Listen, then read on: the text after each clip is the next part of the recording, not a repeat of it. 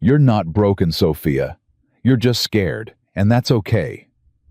The cowboy's whisper cut through 3 years of pain like a blade through silk. Sophia stood there in the starlit field, her chest heaving, tears streaming down her face, staring at this stranger who'd just spoken the words that shattered every lie Grant had ever told her. Cade's calloused hand touched her cheek, gentle, despite the roughness, and something inside her ignited. Not the desperate, anxious fire of trying to be enough for someone who'd never see her worth. Something different. Something that felt like coming home after a lifetime of being lost. "How can you say that?" she choked out. "You don't even know me." His gray eyes held hers steady and sure. "I know enough." Before we continue, I'd like to invite you to subscribe to our channel and stay with this story until the very end. Please comment the city you're watching from so I can see how far our stories have traveled. Now let's return to Sophia's journey. 3 days later, Sophia was gone. She didn't tell anyone where she was going. Not her mother, who would have launched into a lecture about resilience and moving forward. Not her sister, who would have offered wine and platitudes. Not her best friend, who would have suggested revenge or therapy or both. She just packed 2 suitcases, left a note on her apartment counter that said, "Taking time away," and drove. The radio stations changed as Denver faded in her rearview mirror. Pop became country, became static, became gospel, became country again. She didn't have a destination. She just drove west, then north, following highways that got smaller and quieter until they were barely roads at all. By sunset of the second day, her car sputtered into a town that looked like it had been sketched onto the landscape with a piece of charcoal. Willow Creek. Population 847, according to a sun-faded sign. She pulled into the gravel lot of something called the Copper Inn. The building looked older than her grandmother would have been. Paint peeled from the window frames. A hand-painted sign hung crooked above the door. Inside, a woman in her 60s looked up from a crossword puzzle. "Help you." "I need a room," Sophia said. "Just for tonight." The woman studied her with eyes that had seen plenty of runaways and heartbreaks. "We've got 7 rooms. 6 are empty. Take your pick. The quietest one." "They're all quiet, honey. This isn't Denver." The woman pushed a registration card across the counter. "I'm May. I run this place. You running from something or toward something? Does it matter?" "Not particularly, but folks who come here usually pick one or the other. Makes it easier to know how long they'll stay." Sophia signed the card without answering. Her hand shook slightly. She hoped May didn't notice. "Room 4, top of the stairs, end of the hall. Breakfast is at 7 if you want it. There's a diner 2 blocks down if you don't." May handed over a key attached to a wooden tag. "Fair warning, this town doesn't have much. People come here when they're done with much." Sophia took the key.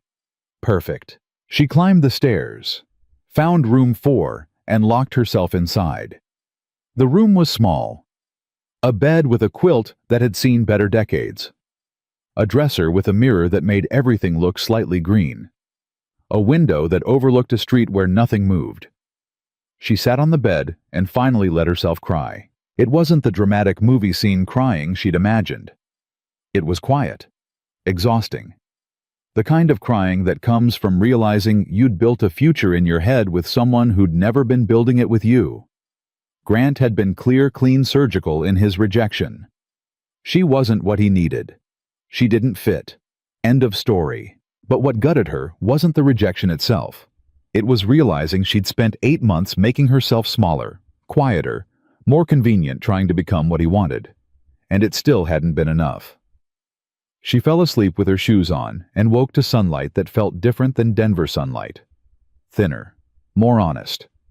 Downstairs, May was frying eggs. "Sleep?" "Some." "Eat?" "I should." May slid a plate across the counter. Eggs toast something that might have been ham. "Coffee's fresh.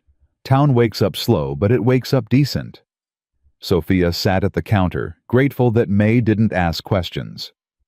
The eggs were better than they had any right to be. "I saw your car," May said, refilling coffee cups. "Nice vehicle for someone who looks like she drove through a tornado." I left in a hurry. Figured. You planning to stay in a hurry or slow down? I don't know yet. Well, while you're deciding, I could use help around here. My regular girl quit last week. Moved to Cheyenne with some trucker she met online. Can you clean rooms and answer a phone? Sophia looked at May. You're offering me a job. I'm offering you something to do while you figure out what you're doing. Pays not much. Room comes with it if you want. Keeps you from burning through whatever money you brought. It wasn't a plan, but it was something other than driving aimlessly or going back to Denver. Okay, Sophia said. Okay. May nodded like this was the most reasonable thing in the world. Start tomorrow. Today go walk around, meet the town. It's small enough you can see all of it in an hour. Sophia did walk. May wasn't wrong. An hour covered everything. The diner May had mentioned.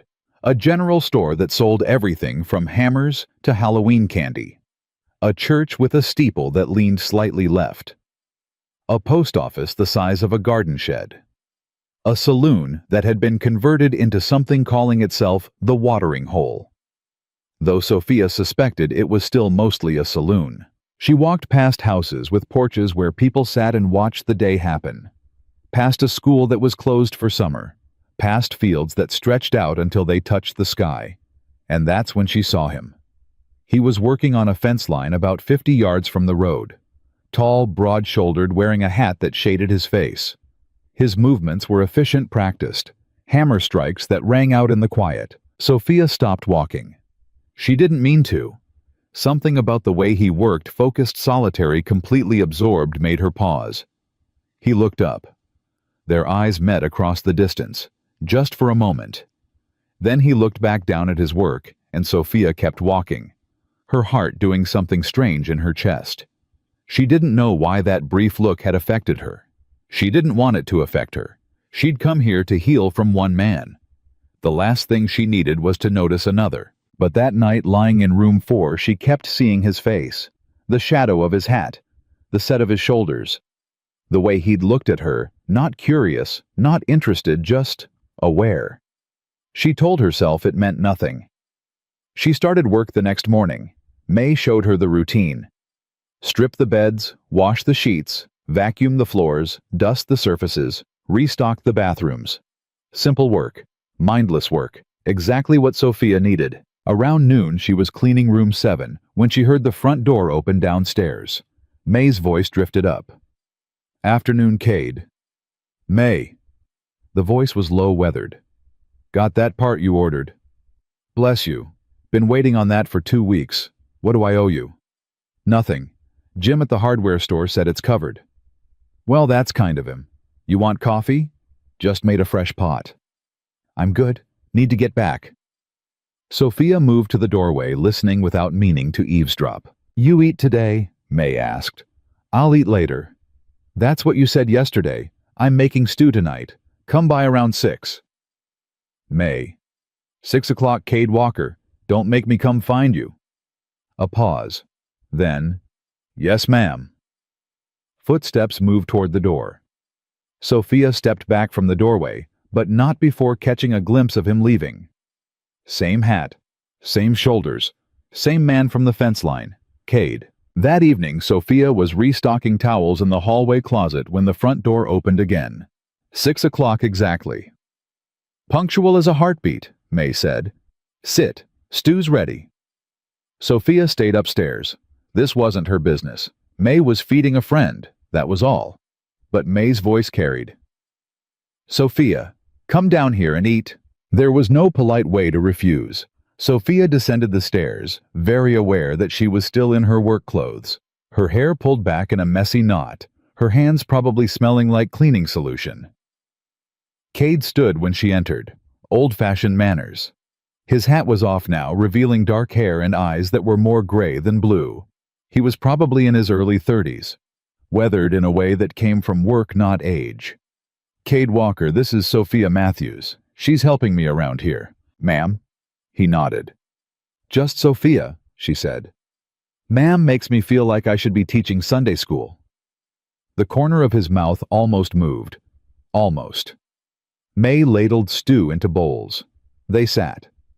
For a long moment, nobody spoke. The only sound was spoons against bowls. Finally, May broke the silence.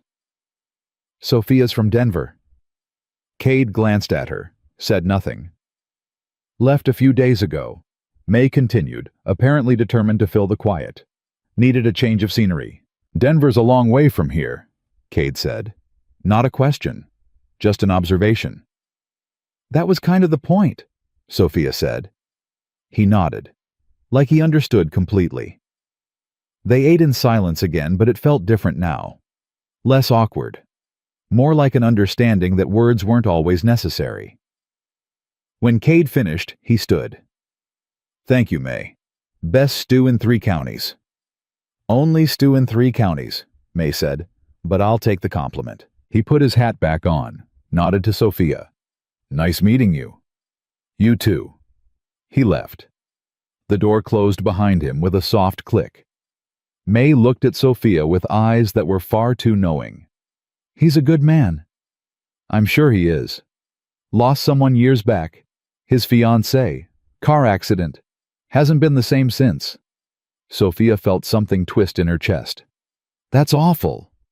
"It was, but he keeps going. That's what you do out here. You keep going." Sophia helped May clear the dishes. She didn't ask about Cade again, didn't want May to get ideas. But that night in room 4, she thought about the way he'd stood when she entered.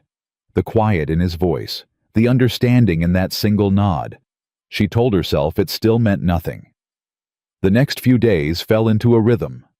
Wake early, clean rooms, help May with whatever needed doing, eat simple meals, sleep in room 4, repeat. Sophia saw Cade 3 more times that week. Once at the general store where he was buying feed and she was buying shampoo. They nodded, didn't speak. Once at the post office where they arrived at the same moment and he held the door. "Thank you," she'd said. "Welcome," he'd replied. And once driving past her on the road, his truck kicking up dust. He'd raise 2 fingers from the steering wheel in greeting. Each time her heart did that strange thing. That awareness thing. That noticing thing. She hated it. On Friday evening, May told her to take the night off. "You've worked straight through. Go have a drink at the watering hole. Meet some people. You can't hide in this inn forever." "I'm not hiding." May gave her a look that said they both knew better. So Sophia went. The watering hole was exactly what she'd expected. Dark wood, older crowd, country music playing low. She sat at the bar and ordered something simple. "You're new?" The bartender was a man in his 50s with a friendly face. "Working at May's place." "Ah, she's good people. Welcome to Willow Creek." He slid her drink across. "First one's on the house. Town tradition for newcomers." "That's kind." "We're a kind town, mostly." Sophia sipped her drink, looked around. Most of the tables were occupied by people who clearly knew each other. Lifelong friends, families, couples who'd probably been married since before Sophia was born. She felt very alone. "Mind if I sit?" She turned. Cade stood there, his own drink in hand, his hat pushed back slightly. "It's a free country," she said. Then immediately regretted how sharp it sounded. "I mean, yes, sure." He sat. They were quiet again, but this time the silence felt heavier, more loaded. "May says you're doing good work," he finally said. "May's easy to please." "May's particular as they come. If she says you're doing good work, you are." Sophia looked at him, really looked at him. His face was all angles and shadows. A scar ran along his jawline, faint but visible. His hands were calloused, scarred from work. "She told me about your fiancé," Sophia said. She didn't know why she said it. It just came out. Cade's expression didn't change. "May tells everyone everything eventually. I'm sorry for your loss. It was a long time ago. Does it get easier?" He considered this, took a drink. "No. You just get better at carrying it." Sophia felt something crack inside her chest. Not break, just crack, like ice thawing. "I got rejected," she said. Didn't plan to say it. But there it was. By someone I thought I loved. Someone I thought loved me back. He told me I didn't fit his life, that I wasn't what he needed. Cade looked at her. That why you left Denver? Yes. That why you're here? I didn't have anywhere else to go. He nodded. Sometimes that's the best reason. They sat in silence again, but this silence was different. This silence understood. Can I tell you something? Cade said. Okay. The person who doesn't see your worth isn't the person who gets to define it. Sophia felt tears threatening. She blinked them back. That's a nice thought. It's not a thought. It's true. He finished his drink. Grant that his name... She blinked. How did you... You said his name in your sleep the other night. I was fixing May's porch railing under your window. Her face burned. I didn't know. You were crying. I almost knocked. Didn't want to intrude. I don't usually... She couldn't finish the sentence. You don't have to explain yourself to me, Sophia. The way he said her name, gentle and certain, made her chest tight. You came here to heal. That's enough. She looked at him. This quiet, wounded, impossibly kind man. Why are you being nice to me? Why wouldn't I be? Because I'm a mess. Because I'm broken. Because... You're not broken. His voice was firm, final. You're hurt. There's a difference. Sophia felt something shift inside her. Something fundamental. How do you know? Because broken things don't get up and drive 500 miles looking for a new start. Broken things stay broken. You're not broken, Sophia. You're just scared, and that's okay. The words hit her like a lightning strike. You're not broken. You're just scared, and that's okay. Nobody had said that to her. Not her mother, not her sister, not her best friend. Everyone had treated her pain like something to fix, to medicate, to therapy away. But Cade, this man she barely knew, had just given her permission to be exactly what she was. Scared, hurt, but not broken. She felt tears fall before she could stop them. I'm sorry. I don't usually cry in bars. First time for everything. He handed her a napkin. And for what it's worth, you're allowed to cry wherever you want. She laughed. It came out wet and messy, but it was real. You're very different from most men I've known. I'm just a cowboy who fixes fences and doesn't talk much. Maybe that's exactly what I needed. Their eyes met. Held. Something passed between them. Something neither of them named. Cade stood. I should go. Early morning tomorrow. Okay. He put his hat back on. Sophia? Yes. You're going to be fine. Better than fine. You just don't know it yet. He left before she could respond. Sophia sat at the bar, napkin still in her hand, tears still on her face, and felt something she hadn't felt in months. Hope. She walked back to the inn that night with Cade's words echoing in her head. You're not broken. You're just scared. The night air was cool, and for the first time since leaving Denver, Sophia felt like she could breathe all the way down. May was reading in the small sitting room when Sophia came in. She looked up over her glasses. You're smiling. Sophia touched her face, surprised. I guess I am. Good. It's about time. May went back to her book, but Sophia caught the satisfied look on her face. That night, sleep came easier. No dreams of Grant. No replaying the rejection. Just quiet darkness and something that felt almost like peace. The next morning started like any other. Sophia was stripping beds in room 3 when she heard voices downstairs. May's and another one. Male, unfamiliar. She's here working, May was saying, and she's not interested in whatever you're selling. I'm not selling anything, I just want to talk to her. Sophia's hands stopped moving. That voice. She knew that voice. She walked to the top of the stairs and looked down. Grant stood in the lobby, still wearing his expensive suit, looking completely out of place in this small-town inn. Her heart dropped into her stomach. What are you doing here? He looked up, relief flooding his face. Sophia. Thank God. I've been looking for you for 3 days. How did you find me? Your credit card. You used it at a gas station outside town. He took a step toward the stairs. We need to talk. No, we don't. She stayed where she was, her fingers gripping the railing. May positioned herself between Grant and the stairs. The lady said no. Grant barely glanced at her. This is private. Sophia, please. Just give me 5 minutes. You had 8 months, Sophia said. Her voice was shaking, but steady. You don't get 5 more minutes.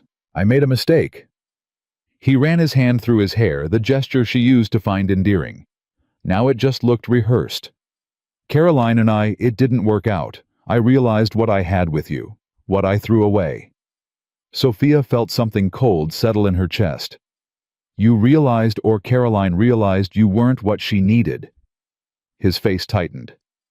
That's not fair. Fair. The word came out sharp. You told me I didn't fit your life. In front of a restaurant full of people. You want to talk about fair? I was wrong. I see that now. He took another step. May didn't move. Come back to Denver. We can start over. I'll do better this time. No. Sophia, be reasonable. I am being reasonable. The answer is no.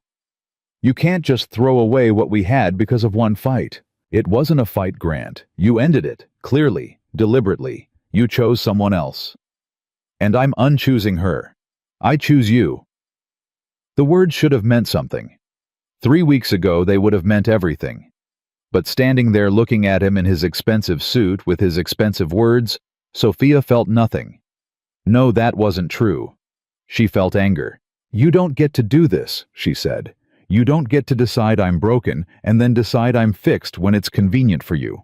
I'm not a project. I'm not a backup plan. That's not what this is. Then what is it? Because from where I'm standing it looks like you're here because your first choice didn't work out. His jaw tightened. I drove 500 miles to find you. That has to mean something. It means you're used to getting what you want. Sophia started down the stairs and May stepped aside to let her pass. She stopped 3 feet from Grant, close enough to see the frustration in his eyes. I'm not coming back. Not now. Not ever. You're making a mistake. Maybe. But it's my mistake to make. There's nothing for you here, Sophia. This town is nowhere. You're better than this. Am I? Because you spent 8 months making me feel like I wasn't better than anything? He reached for her hand. She pulled back. Don't touch me. Sophia. The door opened behind him. Cade walked in, stopping short when he saw the scene. Grant turned. Who the hell are you? I could ask you the same thing. Cade's voice was calm, but his eyes were hard. I'm her boyfriend. Ex-boyfriend, Sophia corrected. We're working through some things. Grant said, his tone dismissive. Cade looked at Sophia. You okay? That simple question, that basic concern, it steadied her. I'm fine, she said. He's just leaving. Like hell I am. Grant's veneer cracked. I'm not leaving until you listen to reason. She doesn't want you here, Cade said, still calm, still steady. Time to go. Grant laughed. It was ugly.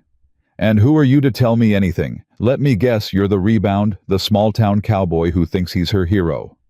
I'm the person asking you to leave. Sophia. Grant ignored Cade completely. Tell him. Tell him we had something real. We had something, Sophia said. Past tense. It's over. Because of him. Because of you. She felt tears threatening but pushed them back.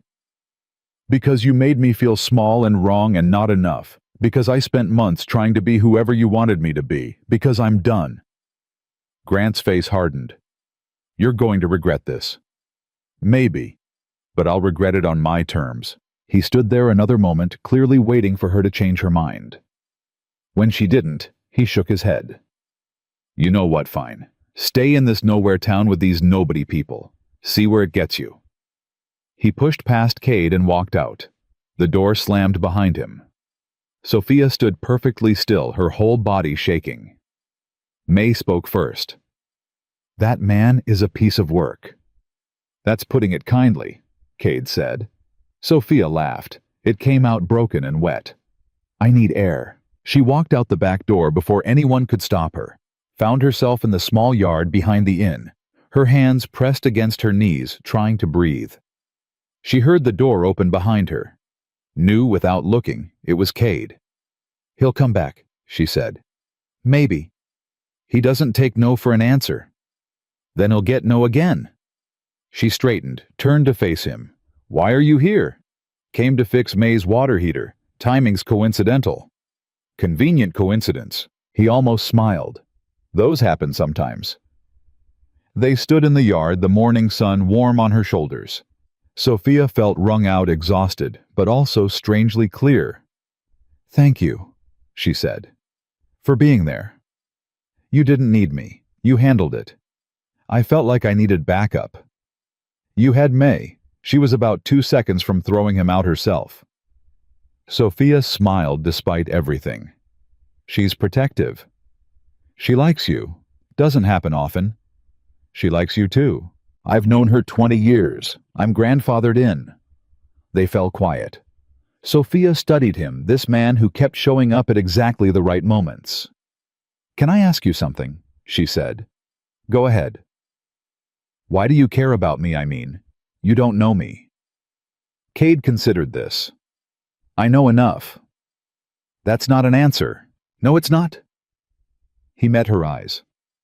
"Truth is, I see something in you that reminds me of myself. After Emma died, I was lost, angry, couldn't figure out who I was supposed to be without her. People kept telling me to move on, get over it, find someone new. Like grief was something you could schedule and complete. What did you do? I stopped listening to them, started listening to myself, figured out that healing doesn't mean forgetting. It just means learning to carry it better." Sophia felt something tighten in her throat. "How long did it take?" "Still taking. Probably always will be." He adjusted his hat. "But it gets lighter.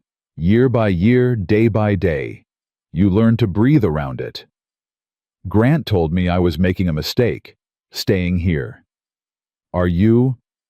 I don't know. Maybe. Or maybe you're making the first real choice you've made in a long time." She looked at him. "You think I made the right call? Telling him to leave. I think you're the only one who can answer that." "That's a very diplomatic answer." "I'm a very diplomatic person." This time he did smile just a little. Sophia laughed. "Liar." "Okay, you want the truth. I think anyone who makes you feel small doesn't deserve you. I think you drove 500 miles to get away from him for a reason. And I think showing up here trying to take you back because his backup plan failed says everything you need to know about his character. Tell me how you really feel." "You asked." She smiled. Then the smile faded. "What if he's right, though? What if there's nothing for me here? What if I'm just running away?" "Are you?" "I don't know. I thought I was running away. But now it feels more like I'm running toward something. I just don't know what yet." Cade was quiet for a moment. Then, "You want to know what I think you're running toward?" "What?" "Yourself. The version of yourself you were before you started trying to fit into someone else's life." The words hit her square in the chest. She felt tears spring up hot and sudden. "Hey." His voice gentled. "You okay?" "No. Yes. I don't know." She wiped her eyes. "Why do you keep saying exactly what I need to hear?" "Practice. I spend a lot of time alone. Get good at talking to myself." She laughed through her tears. "You're strange. I've been called worse." They stood there, the space between them charged with something neither of them was ready to name. "I should get back to work," Sophia said, "and I should fix that water heater." But neither of them moved. "Cade." "Yeah. I'm glad you were here today." "Me too." He went inside. Sophia stayed in the yard another moment, letting the sun warm her face, letting herself feel everything she'd just been through. Grant had come. Grant had left, and she'd sent him away. The thought should have scared her. Instead, it felt like freedom, Over the next week, Sophia settled deeper into Willow Creek. She learned the rhythms of the town, the names of the regulars who came into the inn the best time to buy fresh bread from the general store. She learned that Mrs. Patterson at the post office knew everyone's business, that Frank at the diner made coffee strong enough to wake the dead, and that Thursday nights at the watering hole meant live music if you were generous with the definition of live and even more generous with music. She also learned that Cade had a habit of showing up, not in an intrusive way, not in a pursuing way. He just appeared, fixing things for May, picking up supplies at the general store when Sophia happened to be there, sitting at the bar on Friday night when she stopped in for a drink. They talked, small conversations that grew longer. She learned he'd grown up on his family's ranch, that his father had died when he was 16, that he'd almost left Willow Creek after Emma's death, but couldn't bring himself to abandon the land. "It's in my blood," he said one evening. They were sitting on May's porch watching the sun set over the fields. "The ranch, the work, this place. I tried to hate it after Emma, tried to blame it for keeping us here when maybe if we'd been somewhere else, somewhere with better roads, faster hospitals." He trailed off. "But it wasn't the ranch's fault," Sophia said quietly. "No, it was just bad luck. Wrong place, wrong time. Drunk driver ran a red light." He took a breath. "She died on impact. They told me she didn't suffer. I don't know if that's true, or if they just say that to make people feel better." Sophia reached over and took his hand. He looked down at their joined hands, surprised. "I'm sorry," she said. "It was 5 years ago. That doesn't make it hurt less." He squeezed her hand, didn't let go. "No, it doesn't." They sat like that until the sun disappeared completely and the stars came out, their hands linked, neither of them saying anything, because nothing needed to be said. The next morning, Sophia was cleaning room 2 when her phone rang. She almost didn't answer, but then saw it was her sister. "You're alive," Jenna said when Sophia picked up. "Mom's been worried." "I'm fine. I left a note." A note that said, "taking time away." That's not exactly detailed information. It was all the information I had. Jenna sighed. "Grant called me. Said he found you in some tiny town in the middle of nowhere." Sophia's grip tightened on the phone. "What did he say?" "That you're making a mistake. That you're confused. That you need time to think clearly." A pause. "Are you okay, Soph?" "I'm better than okay." "Really?" "Because Grant made it sound like you're having some kind of breakdown." "Of course he did." Sophia sat on the freshly made bed. "Did he tell you what he said to me, why I left?" "He said you had a fight about the future.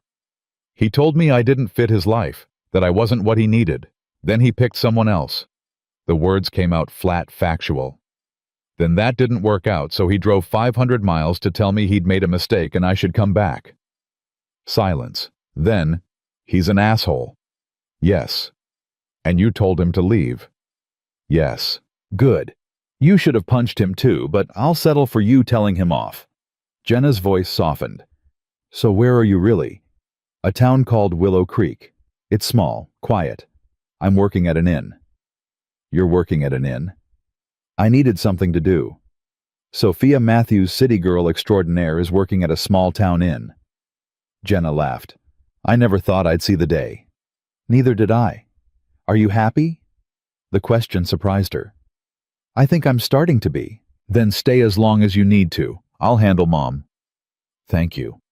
But Soph, if you meet some handsome cowboy out there, you have to tell me. I'm living vicariously through you now." Sophia thought of Cade, his quiet strength, his gentle words, the way her heart jumped every time she saw him. "I'll let you know," she said. After she hung up, Sophia sat on the bed for a long moment, thinking about what Jenna had asked. Was she happy? 2 weeks ago, she would have said happiness was impossible, that Grant had taken it with him when he walked away. But now, sitting in this simple room, in this quiet town, she realized something. Grant hadn't taken her happiness. She'd given it to him, handed it over piece by piece, trying to be what he wanted, trying to earn his approval, trying to fit into a life that was never meant for her. And now she was taking it back. The thought was so powerful, so clear, that she had to stand up and move. She finished cleaning the room, then went downstairs, where May was doing paperwork. "I want to stay," Sophia said. May looked up. "You're already staying." "No, I mean really stay. Not just until I figure things out. I want to make this work. The job, the town, all of it." May studied her. "What changed?" "I did." May smiled. "Good answer. Room's yours as long as you want it. Job too. Though I warn you, winter here is brutal." "I'll manage." "I believe you will." May went back to her paperwork. "Cade stopped by earlier. Said he's got some horses that need exercising if you're interested. Might be good for you. Get you out of this inn before you start talking to the wallpaper." Sophia felt her heart skip. He said that his exact words were, "If Sophia wants to learn to ride, I've got horses. I'm translating into human." "When?" "This afternoon if you want. He's at his ranch, about 3 miles north. Can't miss it." Sophia tried not to seem too eager. "I might stop by." May didn't look up, but Sophia caught her smile. "You do that." At 2 o'clock, Sophia borrowed May's truck and drove north. The ranch appeared exactly where May said it would. A simple house, a barn that had seen better years' fences that stretched out toward the horizon. Cade was in the corral with a horse working it through some kind of exercise. He saw her truck and waved. Sophia parked and walked over, suddenly nervous. "May said you had horses." "I do. You want to meet them?" "I've never ridden before." "Everyone starts somewhere." He opened the gate. "Come on." He introduced her to 3 horses. Thunder, a massive black gelding. Daisy, a gentle mare with a white star on her forehead. And Scout, a younger horse still learning. "We'll start you on Daisy," Cade said. "She's patient. Won't mind if you make mistakes." He taught her how to approach the horse, how to read her body language, how to saddle and bridle her. His hands were gentle, his voice calm. Sophia found herself watching him more than the horse. "You're staring," he said without looking at her. She flushed. "I'm paying attention." "Uh-huh." But he was smiling. He helped her mount, and suddenly she was sitting on a horse, the ground much farther away than she'd expected. "Relax," Cade said. "She can feel your tension." "That's easy for you to say. You're not the one on the horse." "I've been on plenty of horses, fallen off plenty too." "That's not reassuring." He laughed. Actually laughed. The sound was so unexpected, so genuine, that Sophia forgot to be nervous. "Okay," she said. "What now?" He walked her through the basics. How to hold the reins, how to signal with her legs, how to turn and stop. Daisy was patient, just like he'd promised. After an hour, Sophia was sweating but grinning. "That was amazing." "You're a natural." "Liar." "You stayed on. That's more than most people do their first time." He helped her dismount, and she stumbled slightly. His hands caught her waist, steadying her. They stood there, his hands on her waist, her hands on his shoulders, barely 6 inches between them. "Thank you," she said softly. "For what?" "For this. For being patient. For—" She trailed off, not sure how to finish. "For being here," he said. It wasn't a question. "Yes." His hands didn't move. Neither did hers. "Sophia," he said. "Yes." "I need to tell you something." Her heart hammered. "Okay." But before he could speak, her phone rang in her pocket.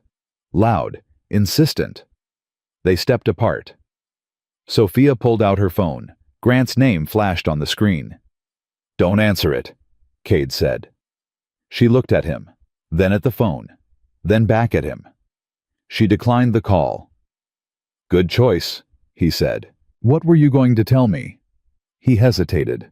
Whatever moment they'd had was gone, broken by the interruption. "Just that you did good today. With Daisy." It wasn't what he'd been about to say. They both knew it. But Sophia didn't push. "Thank you." She drove back to the inn as the sun started to set, her body sore from riding, her heart full of something she couldn't quite name.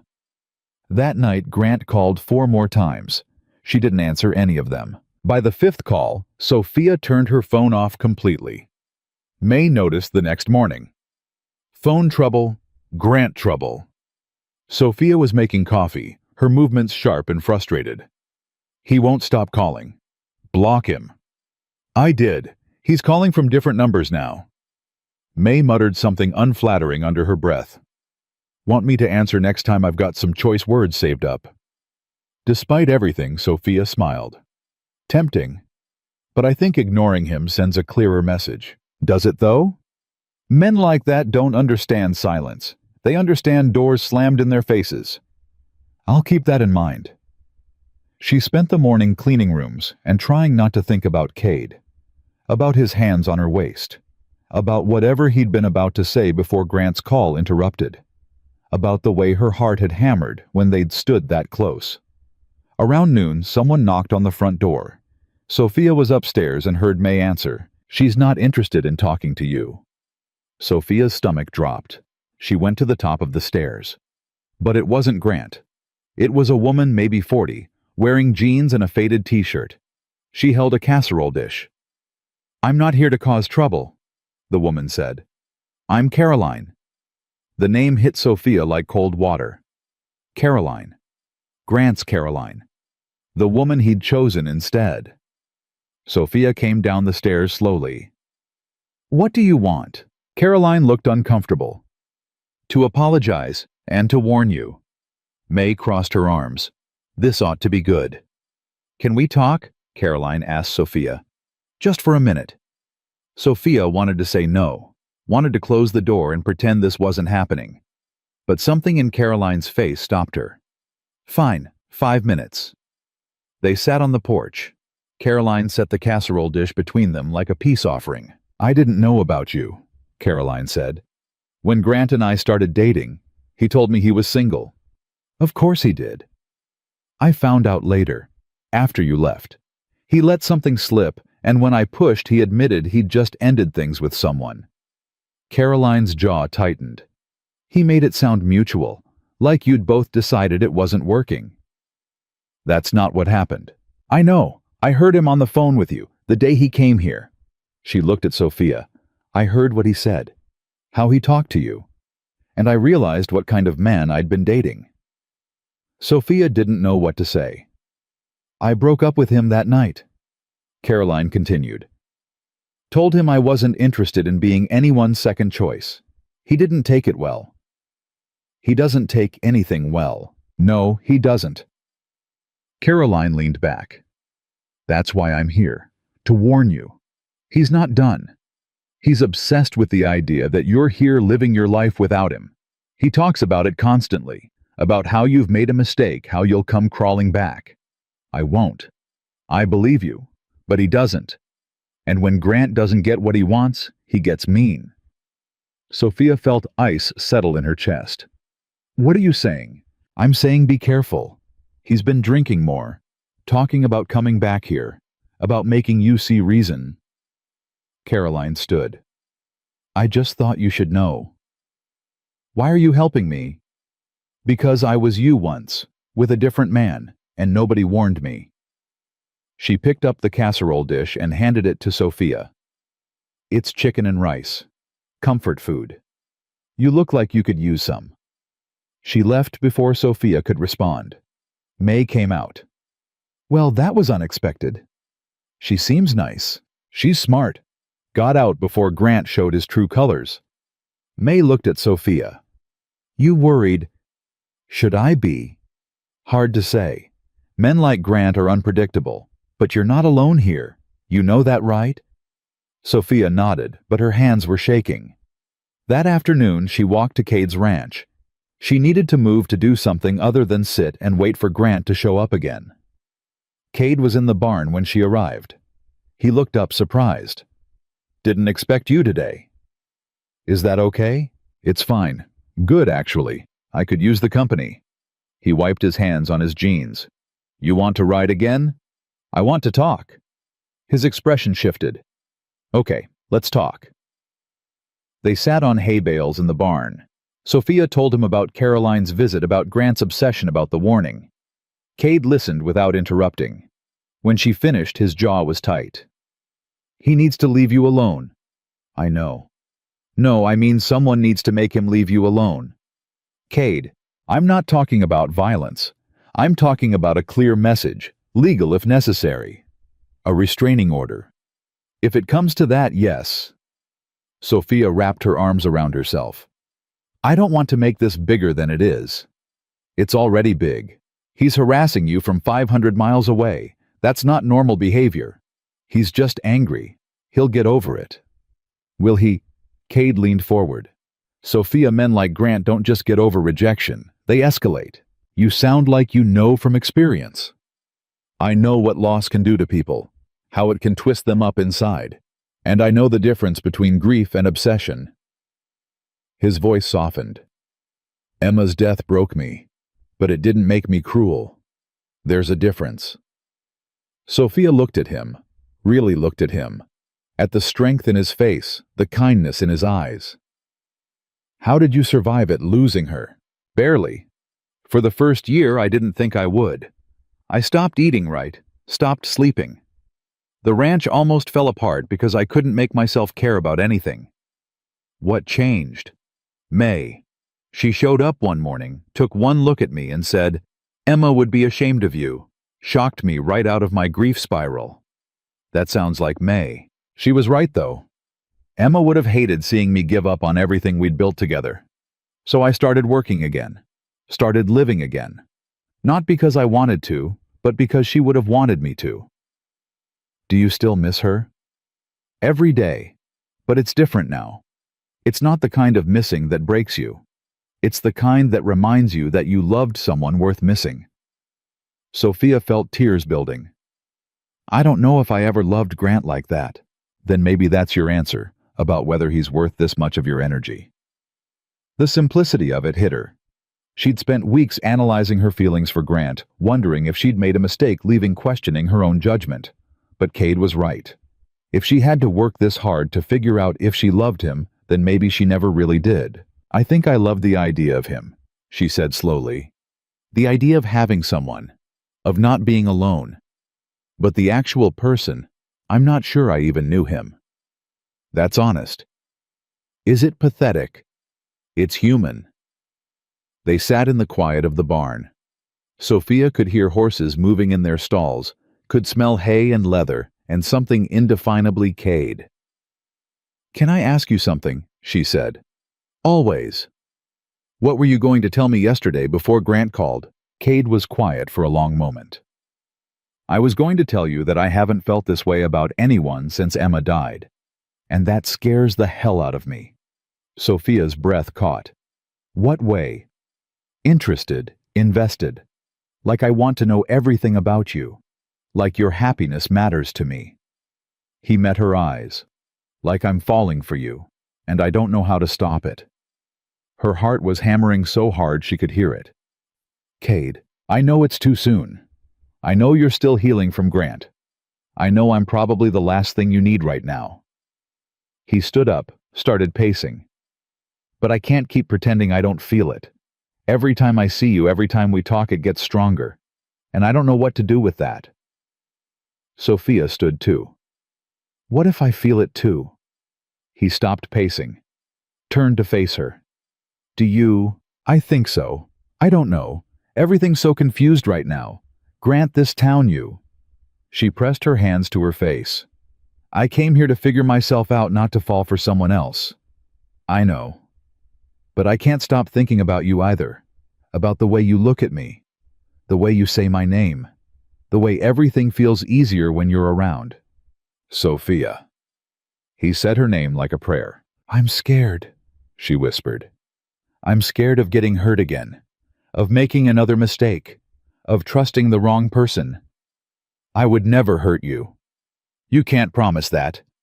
No, but I can promise I'd try my damnedest not to.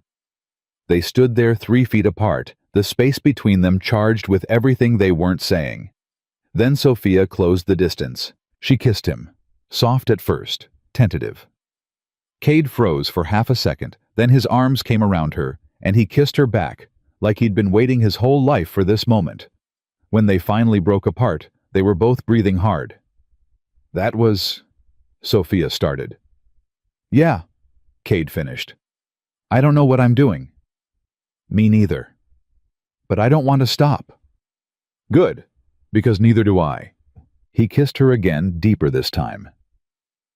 Sophia felt something inside her chest crack open, something that had been locked tight since Grant's rejection. It wasn't love, not yet, but it was possibility. Hope. The belief that maybe, just maybe, she could trust again. They spent the rest of the afternoon together. Cade taught her more about the horses, told her stories about growing up on the ranch, showed her the land he'd worked his whole life to maintain. Sophia found herself laughing more than she had in months, relaxing in a way she'd forgotten was possible. As the sun started to set, Cade drove her back to the inn. "Tomorrow?" he asked. "Tomorrow?" she agreed. She went inside feeling lighter than air. May took one look at her face and grinned. "About time." "What? You and Cade? About time?" Sophia felt her face heat. We're just figuring things out." "Uh-huh, that's what they all say." May went back to her book, still smiling. Sophia went upstairs to her room, changed into pajamas, and was about to turn off her phone when she saw she had 17 missed calls, all from different numbers. Her stomach clenched. She listened to the voicemails. The first few were Grant, his voice calm and reasonable. "Sophia, please call me back. We need to talk about this like adults." Then they got angrier. "You can't just ignore me forever. I deserve better than this." By the 10th one, he was yelling, "You think you're better than me now? You think that Cowboy gives a damn about you? He's just using you, Sophia, just like everyone else will." The last one was quiet again. Too quiet. "I'm coming back there. We're going to settle this face to face, whether you like it or not." Sophia's hands shook as she lowered the phone. She went downstairs. May was locking up for the night. "Grant's coming back," Sophia said. May's expression hardened. "When?" "I don't know. Soon, based on his messages." "Then we prepare. I'll call Sheriff Morrison in the morning. He'll want to know there might be trouble." "May, I don't want to cause problems." "You're not causing anything. Grant is. And we don't let bullies win in this town." Sophia felt tears threaten. "Thank you." "Nothing to thank me for. This is what we do. We take care of our own." May pulled her into a quick, fierce hug. "You're one of us now. That means something here." Sophia went to bed but couldn't sleep. Every car sound outside made her jump. Every creak of the old building set her nerves on edge. Around 3 in the morning, she heard gravel crunching outside. She went to the window and looked down. A car was parked in the lot. She couldn't see the driver, but she knew. She knew it was Grant. She grabbed her phone and texted Cade. "He's here." The response came immediately. "Don't go outside. I'm on my way." 10 minutes later, another truck pulled into the lot. Cade got out, walked straight to the other car, and knocked on the window. Grant rolled it down. Sophia couldn't hear what they were saying, but she could see their body language. Cade calm and solid.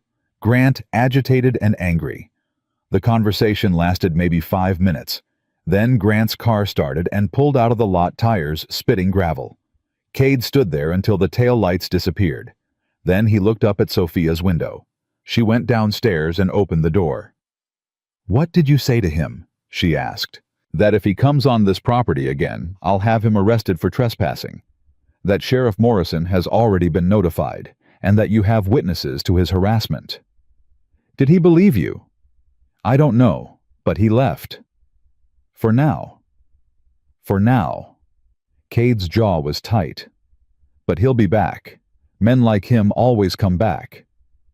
"I can't keep living like this, looking over my shoulder, waiting for him to show up. Then we make it so he can't." Cade pulled out his phone. "I'm calling Morrison right now. You're filing a formal complaint. We document everything. Every call, every visit, every threat." "Cade, this isn't optional, Sophia. This is your safety." She nodded, feeling numb. Sheriff Morrison arrived 20 minutes later, looking irritated at being woken but professional. He took Sophia's statement, listened to the voicemails, made notes about Grant's previous visits. "I can't arrest him for calling you," Morrison said, "but I can pay him a visit. Make it clear that continued contact will result in charges. Sometimes that's enough to scare them straight." "And if it's not?" Sophia asked. "Then we escalate. Restraining order, harassment charges, whatever it takes." He closed his notebook. "But Miss Matthews, you need to understand something. Men who do this kind of thing, they're unpredictable. You need to be careful. Don't go anywhere alone. Keep your phone on you. Trust your instincts." After Morrison left, Cade sat with Sophia in the lobby until the sun came up. "You should go home," she said. "Get some sleep." "I'm fine here." "Cade, I'm not leaving you alone. Not tonight." So they sat together on May's worn couch, Sophia's head eventually finding its way to Cade's shoulder, his arm around her, both of them too wired to sleep, but finding comfort in not being alone. May found them there in the morning. She didn't say anything, just made coffee and set 2 cups on the table in front of them. "Thank you," Sophia said, to both of them. "Nothing to thank us for," May said, echoing her words from the night before. "This is what family does." Family. The word settled over Sophia like a blanket. She'd been in Willow Creek less than a month, but somehow these people had become more family than her actual family had been in years. That afternoon, Sheriff Morrison called. Paid Grant a visit at the motel just outside town. He's agreed to head back to Denver, said he got the message. "Do you believe him?" Sophia asked. Morrison paused. "I believe he heard me. Whether he listened is another question. Stay vigilant." Sophia hung up and told Cade, who'd stayed close all day. "It's not over," she said. "No, but it's a step. I hate this. I hate that he has this much power over my life." "Then we take the power back." "How?" Cade thought for a moment. "By not letting him control your choices. You want to stay in Willow Creek?" "Yes." "You want to keep working for May?" "Yes." "You want to see where this thing between us goes?" Sophia looked at him. At this man who'd shown up at 3 a.m. to protect her. Who'd sat with her until dawn. Who looked at her like she was worth protecting. "Yes," she whispered. "I do." "Then that's what we do.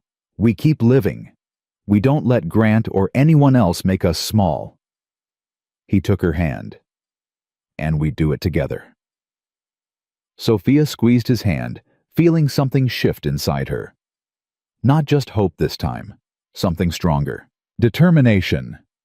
Grant had taken enough from her, her confidence, her peace, her sense of safety. She wasn't giving him anything else. Together, she agreed. That night, Sophia slept without nightmares. And for the first time since leaving Denver, she woke up feeling like maybe, just maybe, everything was going to be okay. But peace never lasted long. 3 days later, Sophia was walking back from the general store when she saw him. Grant, standing outside the inn, hands in his pockets, looking like he'd been waiting for hours. Her groceries almost slipped from her hands. "You need to leave." "I just want to talk." His voice was different now. Softer, almost pleading. 5 minutes. That's all I'm asking." "The sheriff told you to stay away from me." "The sheriff suggested I go home. I did. And then I realized I couldn't leave things the way we left them." He took a step forward. She took a step back. "Sophia, please. I know I messed up.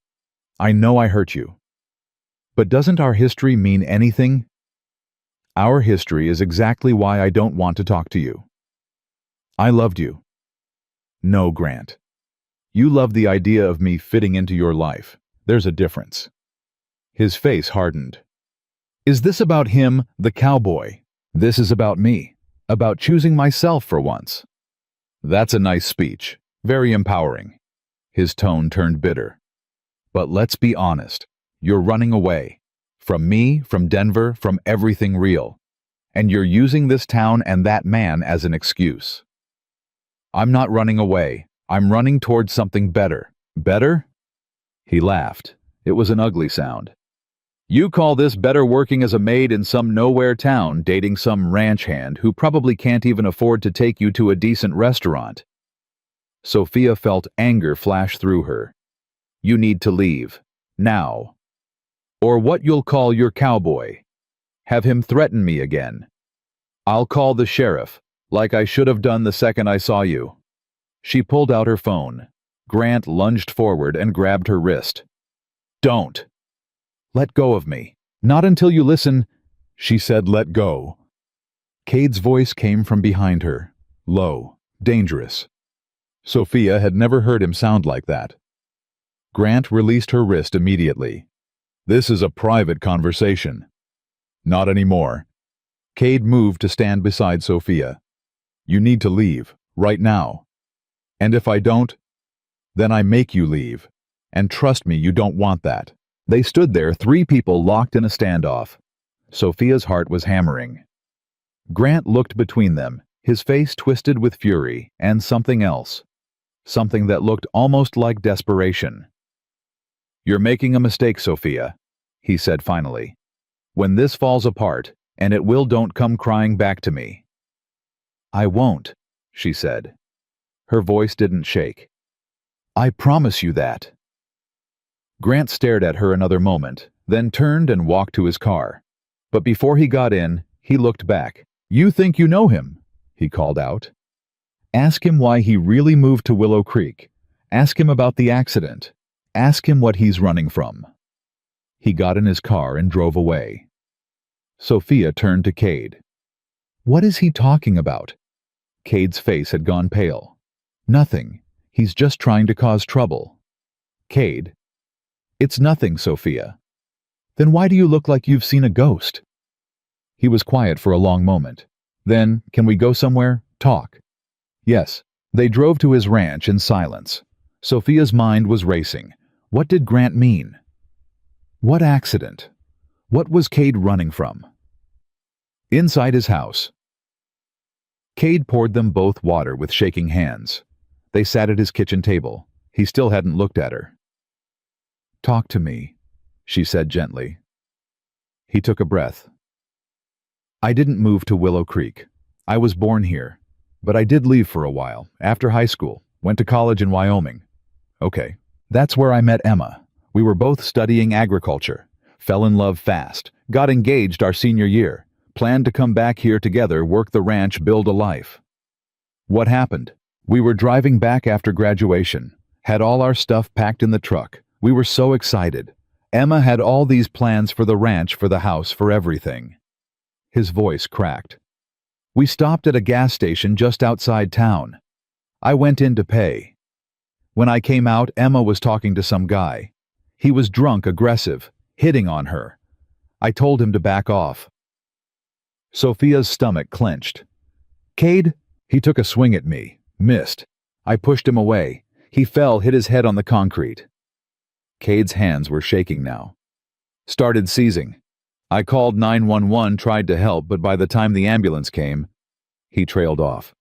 What happened to him? Died 3 days later in the hospital. Brain injury. Cade looked at her, finally his eyes haunted. They cleared me. Said it was self-defense, that I was protecting Emma. But his family, they didn't see it that way.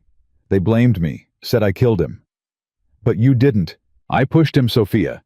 He died because I pushed him. His voice was raw. Emma couldn't handle it. The guilt, the family's accusations, the trial, even though I wasn't charged. She started having panic attacks, couldn't sleep. 2 months after we moved back here, she got in her car to go to the store, and a drunk driver hit her. Sophia felt tears on her face. Cade, that's not your fault, isn't it? If I hadn't pushed that guy, if Emma hadn't been traumatized by what happened, maybe she wouldn't have been so distracted that day. Maybe she would have seen the other car coming. You can't think like that. I've thought like that every day for 5 years. He stood up, started pacing. That's what Grant meant. That I'm running from what I did. And he's right. I am. I stayed here because leaving felt like abandoning Emma. But staying here means living with the constant reminder of everything I destroyed. Sophia stood too, went to him, took his hands. You didn't destroy anything. A drunk man assaulted Emma. You protected her. That's not a crime. Tell that to his family. Tell that to the people in town who look at me and see a killer. Does May look at you like that? Does Sheriff Morrison do any of the people who actually know you? He was quiet. Cade, you're a good man who had something terrible happen. That doesn't make you a bad person. It makes you human. I should have told you, he said. Before we kissed. Before any of this. You deserve to know. Why didn't you? Because I was scared you'd look at me differently, that you'd see what everyone else sees. And what's that? Someone broken, someone dangerous, someone not worth trusting. Sophia cupped his face in her hands. I see someone who's been carrying guilt that isn't his to carry. I see someone who's survived more pain than most people can imagine. And I see someone who's still kind, still gentle, still capable of love, despite everything he's lost. Sophia, Grant told you that to hurt us, to make you doubt yourself and make me doubt you. Don't let him win. Cade pulled her close, buried his face in her hair. She felt his whole body shaking. I'm so tired, he whispered. So tired of carrying this. Then let me help you carry it. They stood like that for a long time, holding each other in the middle of his kitchen. Both of them wounded, both of them healing, both of them brave enough to try. Later they sat on his porch as the sun went down. Sophia's head on his shoulder, his arm around her. I meant what I said, she told him. About helping you carry it. I know. But Sophia, you need to understand something. Emma's family still lives in the next county. They still blame me. If we're together, you'll be associated with me. People will talk. They might treat you differently. Let them talk. I'm serious. This town is small. Everyone knows everyone's business. Being with me comes with baggage. Being with anyone comes with baggage. Yours just happens to be trauma you didn't cause, instead of character flaws you refuse to address. She sat up, looked at him. I'm not afraid of your past, Cade. I'm only afraid of you pushing me away because of it. I don't want to push you away. Then don't. He kissed her.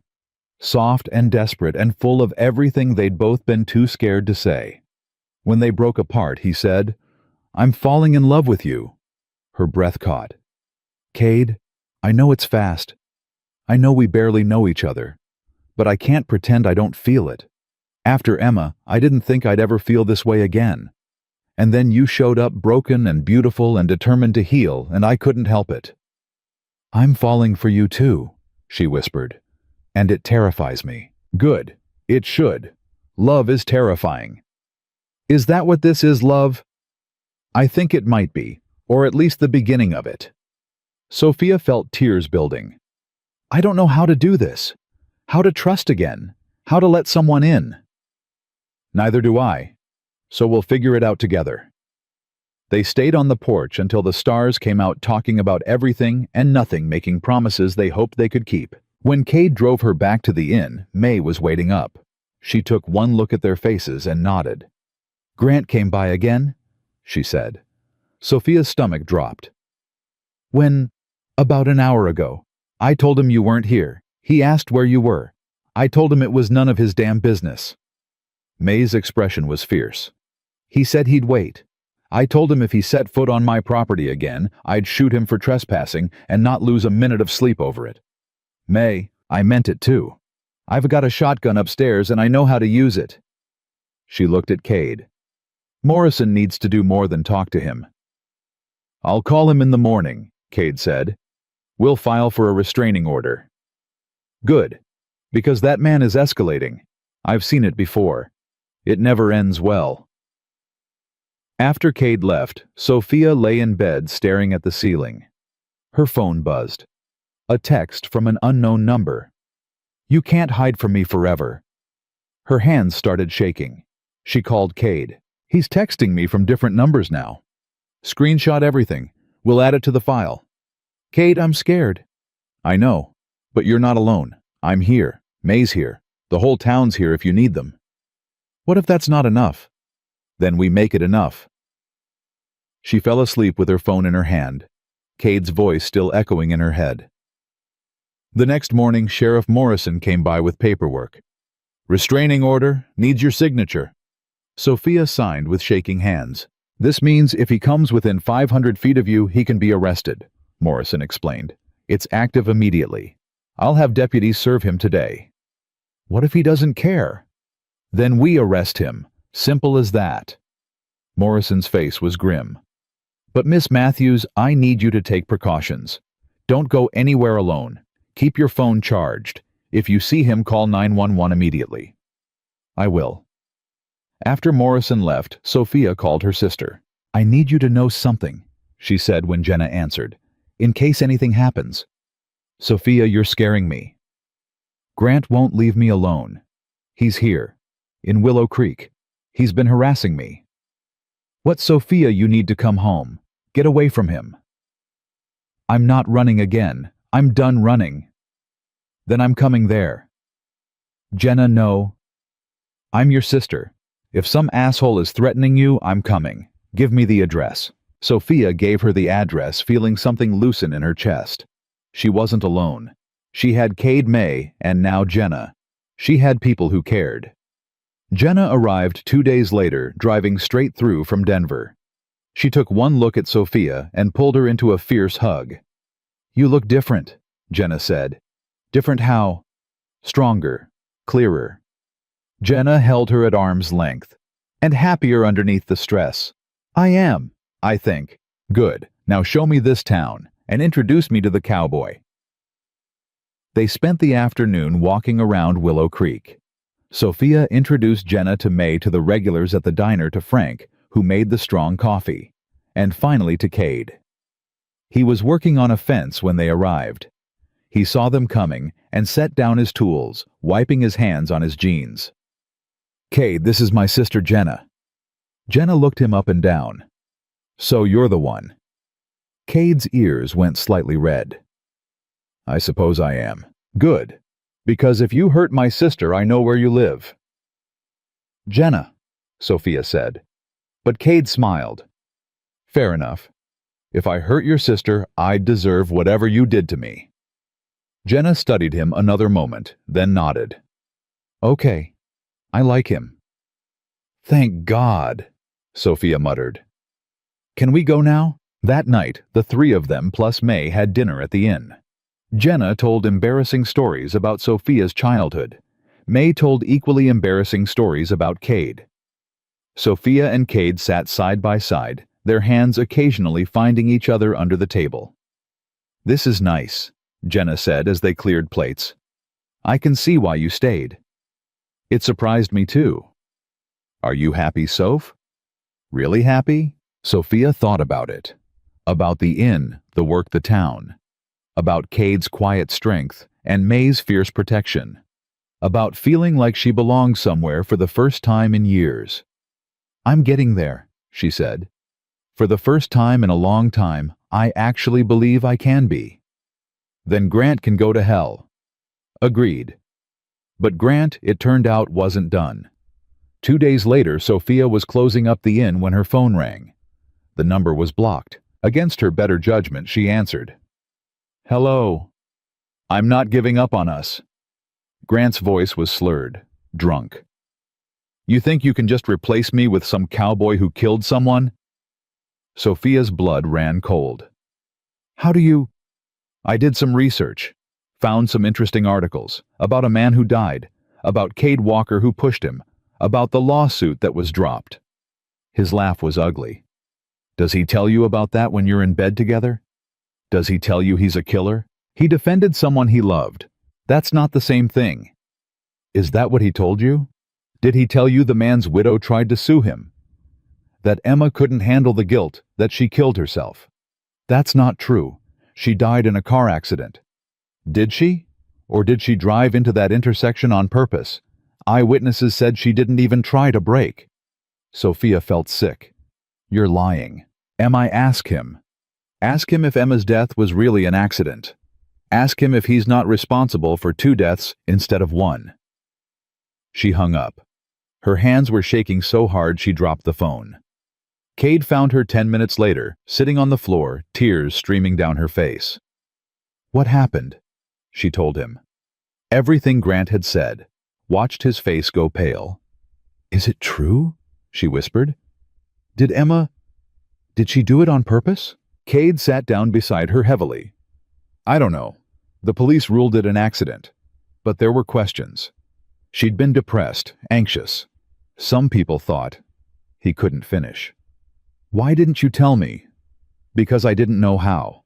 Because it's the question that keeps me up at night. Did I drive her to it? Did my actions that day cause a chain reaction that ended with Emma dead? His voice broke. I don't have answers, Sophia. Just guilt. She took his hand. Grant wants us to doubt each other, to doubt this. He wants to destroy what we're building. Maybe he's right. Maybe I am too broken for this. Stop. She turned to face him fully. You are not broken. You are not responsible for a drunk man assaulting Emma. You are not responsible for another drunk driver hitting her car. And you are not responsible for Grant being unable to accept that I don't want him. But, no, I'm done letting other people's pain dictate my choices. I'm done letting fear win. She cupped his face. I choose you, Cade Walker. With all your guilt and grief and baggage, I choose us. If you'll have me. He pulled her close, held her like she was the only solid thing in a shifting world. I choose you too.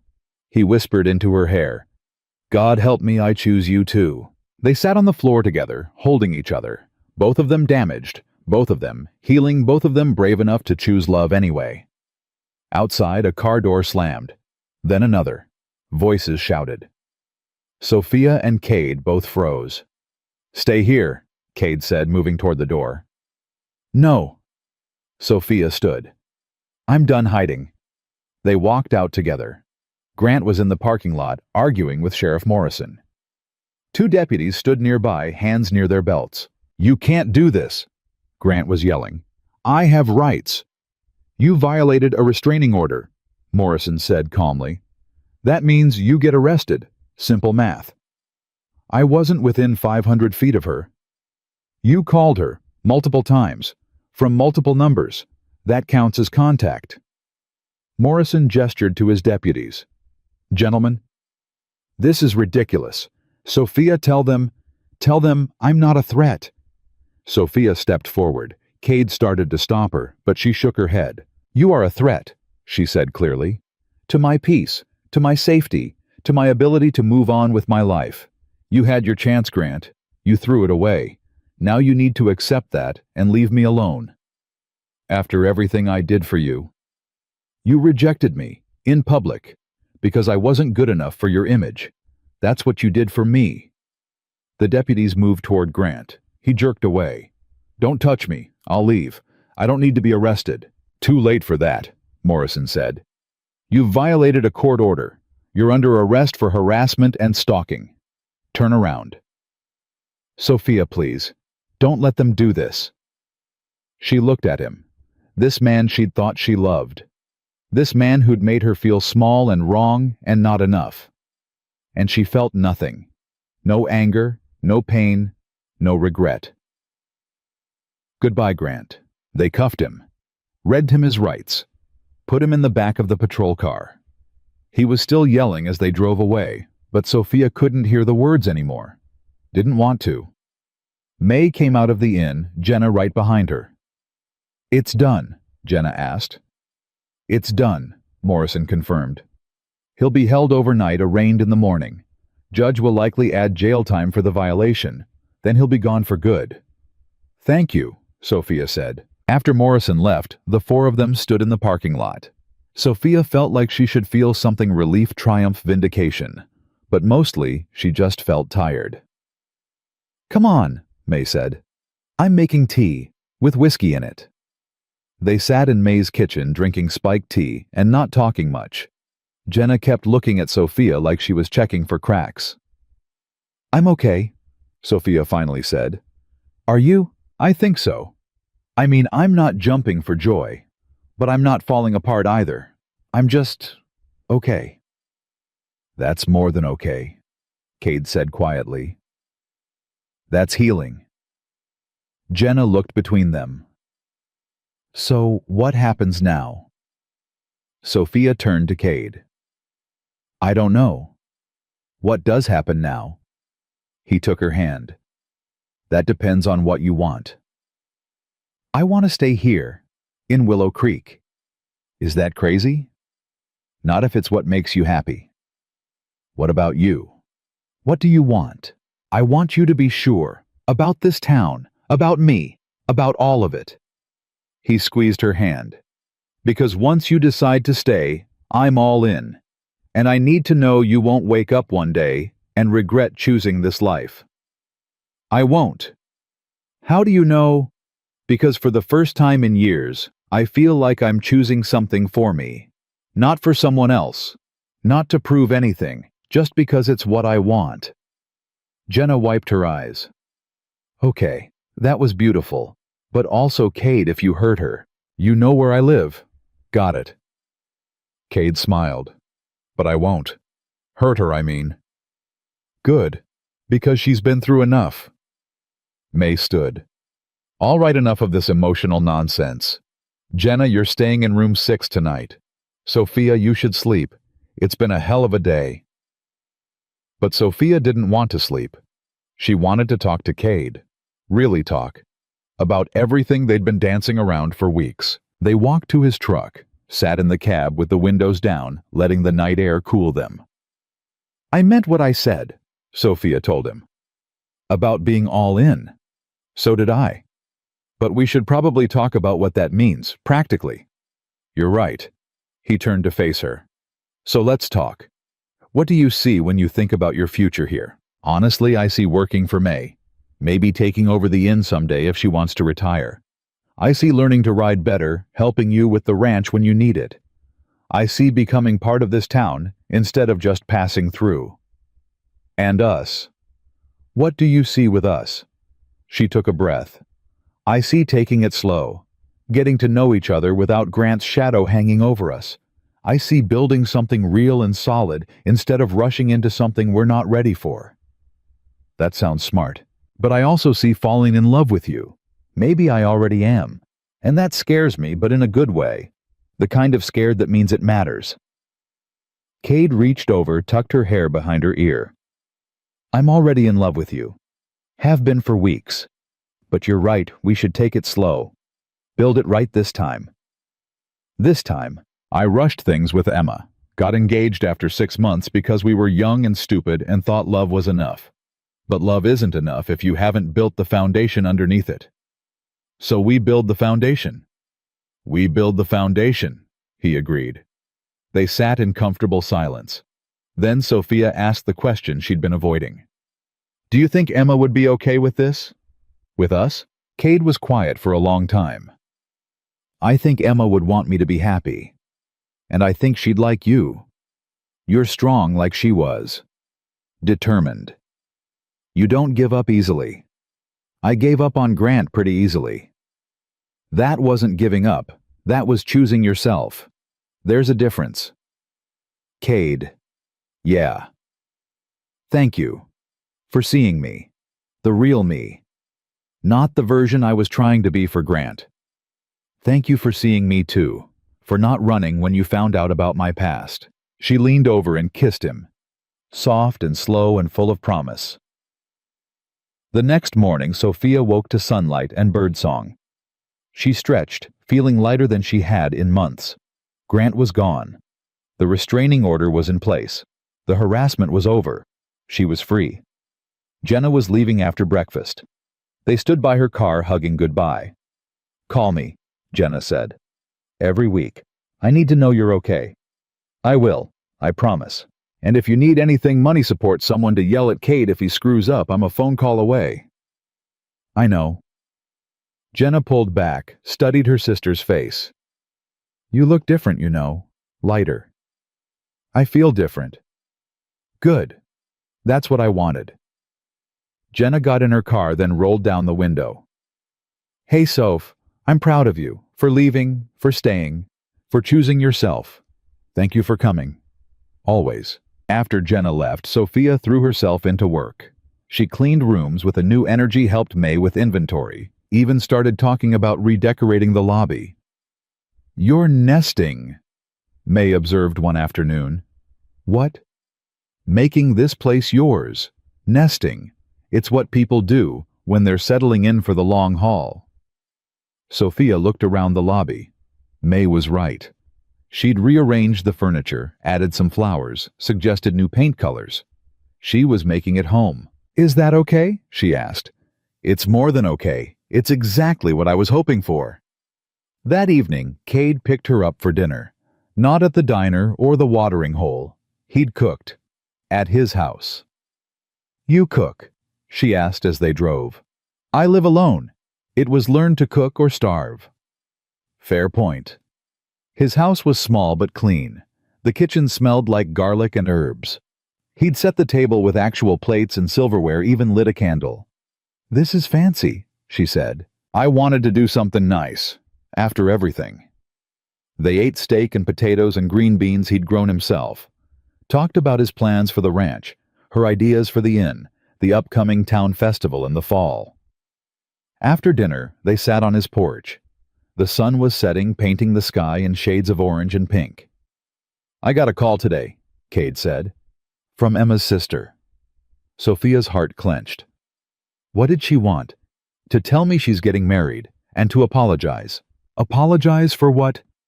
For blaming me all these years, for the things her family said after Emma died. She said she'd been in therapy working through her grief and realized they'd made me a scapegoat for something that wasn't my fault. Wow. Yeah. He was quiet for a moment. She said Emma wouldn't want me to be alone forever, that she'd want me to be happy. What did you say? That I was trying, that I'd met someone who made me want to try. Sophia felt tears building. You told her about me. I did. Is that okay? It's more than okay. He pulled her close. They sat like that as the sun disappeared and the stars came out, neither of them needing to fill the silence with words. Over the next few weeks, life settled into a rhythm. Sophia worked at the inn, learned to ride, spent her evenings with Cade. The town accepted her fully, now no longer treating her like a stranger. Mrs. Patterson asked her opinion on flowers for the church. Frank started making her coffee the way she liked it without asking. People waved when they saw her on the street. She called her mother finally. Had the conversation she'd been avoiding. You sound different, her mother said. I am different. This town, this man, you're sure this is what you want? I'm sure. What about your career, your life in Denver? This is my life now, and I'm happy with it. Her mother was silent for a long moment. Then, if you're happy, then I'm happy for you. It wasn't everything Sophia had wanted to hear, but it was enough. One Saturday, 2 months after Grant's arrest, Sophia was helping Cade mend a fence when he said, I want to show you something. They walked to a small hill overlooking his property. At the top was a simple headstone, Emma's grave. I come here sometimes, Cade said, to talk to her, to remember her without all the pain attached. Do you want me to leave you alone? No, I want you here. He took Sophia's hand. Emma, this is Sophia. She's important to me. Really important. And I wanted you two to meet even if it's like this. Sophia felt tears on her face. Hi, Emma. Thank you. For loving him. For shaping him into the man he is. I'll take care of him, I promise. They stood there together, honoring Emma's memory, while also acknowledging what they were building. It felt right. Like closing one chapter and starting another. That night, Cade said the words Sophia had been waiting to hear. I love you, not the idea of you, not the potential of you, just you, exactly as you are right now. I love you too, she whispered, more than I thought possible. We're really doing this. We're really doing this. He kissed her like he'd been waiting his whole life for permission. 3 months later, Sophia officially bought into the inn. May sold her a partnership with plans to transition full ownership when May retired. "You earned this," May said at the signing. "This place needs young blood, someone who cares about it."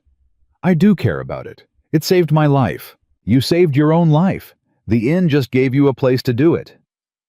6 months after that, Cade proposed. Not with a grand gesture or expensive ring, just the two of them on his porch watching the sunset and him saying, "I want to spend the rest of my life with you. Will you marry me?" "Yes," she said without hesitation. "Yes." They married in the spring in the small church with the leaning steeple. May stood as Sophia's witness. Jenna flew in to be maid of honor. Most of the town showed up filling the pews with people who'd become family. Sophia wore a simple dress. Cade wore his best jeans and a jacket that actually fit. They said vows they'd written themselves promising to choose each other every day to build a foundation strong enough to weather any storm, to love each other through grief and joy and everything in between. When they kissed, the church erupted in cheers. At the reception in the town hall, Sophia danced with her new husband, surrounded by people who'd taken her in when she'd had nowhere else to go. She thought about the woman who'd driven into Willow Creek months ago, broken and lost and running from pain. That woman had been scared of everything, of being alone, of not being enough, of never finding love again. But standing here now, married to a man who saw her worth living in a town that felt like home, running a business she loved, Sophia realized something profound. Grant's rejection hadn't broken her. It had freed her. Freed her to find out who she really was without trying to fit into someone else's vision. Freed her to discover that she was stronger than she'd ever imagined. Freed her to choose a life that made her happy instead of a life that looked good on paper. "What are you thinking about?" Cade asked, spinning her in the middle of the dance floor. "How grateful I am. For everything. For you. For this life. For that day, Grant told me I wasn't good enough." Cade raised an eyebrow. "Grateful he rejected you. Grateful it pushed me to find myself, and to find you." "Best rejection either of us ever got then." She laughed. "You could say that." Later, after the dancing and the cake and the well wishes, Cade drove her home. Not to the inn, not to his ranch, to the house they'd bought together halfway between both. A place that was theirs. Inside, he carried her over the threshold, even though she protested that it was old-fashioned and unnecessary. He set her down in the living room they'd furnished together in the home they'd built together and pulled her close. "Mrs. Walker," he said. "That's me?" She still wasn't used to it. Wasn't sure she ever would be. "I have one more thing to tell you." "What's that?" "You're not broken. You never were. You were just waiting to find where you belonged." She kissed him, tasting tears. His or hers, she wasn't sure. Didn't matter. They were in this together now. Two wounded people who'd found each other and chosen healing over hiding. Who'd built something real and solid and true. "And where do I belong?" she asked against his lips. "Here, with me, in this town, in this life, exactly where you are." She pulled back to look at him. This man who'd seen her at her worst and loved her anyway. This man who'd been brave enough to trust again after devastating loss. This man who'd shown her that love didn't have to hurt, didn't have to make you small, didn't have to cost you yourself. "You're right," she said. "I'm exactly where I belong." And standing in their home, in their town, in the life they'd chosen together, Sophia finally understood what it meant to be whole. Not because someone else had fixed her, but because she'd fixed herself. Not because she'd found the perfect love, but because she'd found the courage to love imperfectly and authentically, and without holding back. Grant's whisper had told her she wasn't enough, but Cade's whisper had told her a different truth, that she was more than enough exactly as she was, and that the right person would see that without her having to prove it. Sophia had been rejected, yes. But that rejection had led her here to this moment, to this man, to this life, and she wouldn't trade it for anything in the world. She had found her home, her purpose, and her peace, not by running from pain, but by running toward herself. And in doing so, She had discovered that the greatest love story isn't about finding someone to complete you, but about becoming complete enough to choose someone who honors who you already are.